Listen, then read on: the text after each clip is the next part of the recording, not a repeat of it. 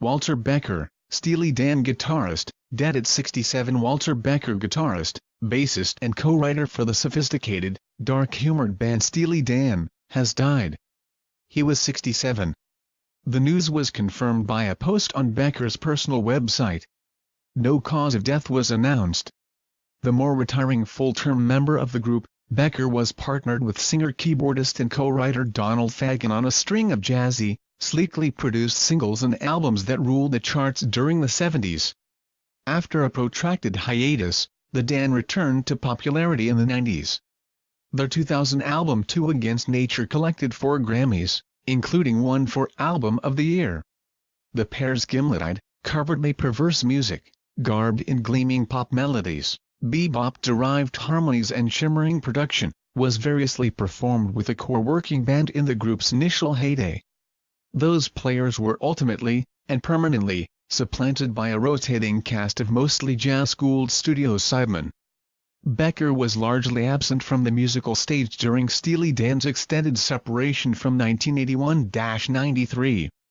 It was only after the group's reunion that he undertook solo recording, his albums 11 Tracks of Whack, produced by Fagen in 1994, and Circus Money, 2008. He was inducted into the Rock and Roll Hall of Fame with Fagen in 2001. With typical dry humor, the pair tersely solicited questions from the star-filled audience during one of the shortest acceptance speeches on record. Becker was born February 20, 1950 in Queens, NY, and was raised in the borough community. Initially a saxophonist, he took up the guitar as a teen. He encountered his future partner Fagen as a student at Bard College in Annandale-on-Hudson, NY, while playing a gig at the local club The Red Balloon. In his 2013 memoir Eminent Hipsters, Fagen, who studied music and English at the school, recalled, his amp was tweaked to produce a fat, mellow sound, and turned up loud enough to generate a healthy Albert King-like sustain. The musicians bonded over their love of jazz and blues and the writing of such novelists as Vladimir Nabokov and humorists Bruce J. Friedman and Terry Southern. They performed together in a number of campus bands, including one, The Leather Canary, which included classmate and future Saturday Night Live star Chevy Chase on drums. Becker withdrew from Bard without a diploma. After Fagen graduated in 1969, the musicians moved to Brooklyn to find work in the professional music business. They served as studio members of the pop act Jay and the Americans. In 1971, the duo decamped to Los Angeles to serve as house songwriters for ABC Dunhill, the publishing firm operated by the Americans record label. Impressed by Fagen and Becker's songwriting, label president Jay Lasker offered the pair a contract with the label. They organized a working group with New York guitarist Denny Dias, guitarist Jeff "Skunk" Baxter and drummer Jimmy Hodder.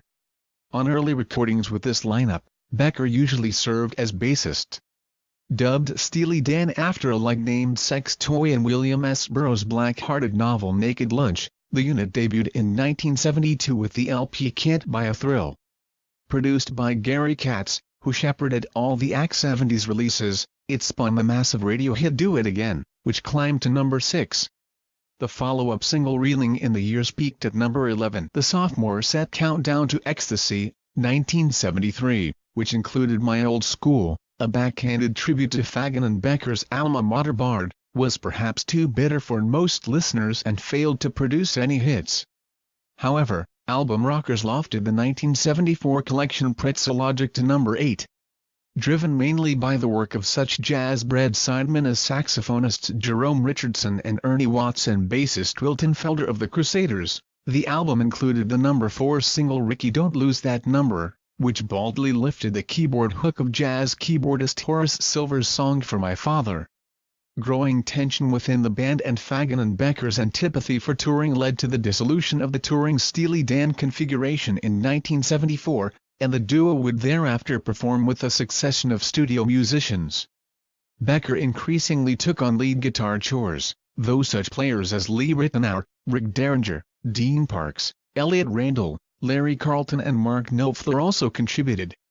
The albums Katie Lead, No. 13, 1975, and The Royal Scam, No. 15, 1976, bore no hit singles, but were lofted by FM radio play. The group's biggest early hit came with Aya, a shimmering number 3 set that included the top 20 singles Peg and Deacon Blues. A confluence of difficulties led to the band's 1981 dissolution. The prolonged making of Gaucho, which contained Steely Dan's final top 10 hit Hey 19, witnessed burgeoning antipathy between the two long-running partners. "It was the Gaucho album that finished us off," Becker said in a 1994 interview with England's Independent. "We had pursued an idea beyond the point where it was practical. That album took about 2 years, and we were working on it all of that time, all these endless tracking sessions involving different musicians. It took forever and it was a very painful process." The personality clashes were exacerbated by a lawsuit engendered by the drug overdose death of Fagen's girlfriend Karen Stanley and a serious injury sustained by Becker when he was struck by a New York cab. Becker retreated to the Hawaiian island of Maui, where he grappled with drug abuse and laid low. "I spent a couple of years not doing any music or anything, just here in Hawaii trying to get healthy and adjust to the new regimen I was setting up for myself," he told England's Mojo magazine in 1995. He crept back to work as a producer, helming albums by China Crisis, Flaunt the Imperfection, 1985, Ricky Lee Jones, Flying Cowboys, 1989, and Michael Frank's Blue Pacific, 1990. His work on Rosie Vella's 1986 collection Zazu marked his first work with Fagen since the breakup of Steely Dan. 5 years later, he gigged informally with Fagen's group the New York Rock and Soul Review, which harbingered the partnership's touring reunion in 1993 in support of the comprehensive box set Citizen Steely Dan. An extended period of studio work resulted in the self-produced Two Against Nature, which climbed to number 6 and collected new kudos. The following year, bar dropout Becker and partner Fagen received honorary music doctorates from the Berklee College of Music. A second new Steely Dan release, the number 9 set Everything Must Go, 2003, included Becker's first ever lead vocal with the group, on the track Slang of Ages. In later years, Becker also served as a writer for the jazzy vocalist Madeleine Peyroux's Half the Perfect World, 2006, and Bare Bones, 2009.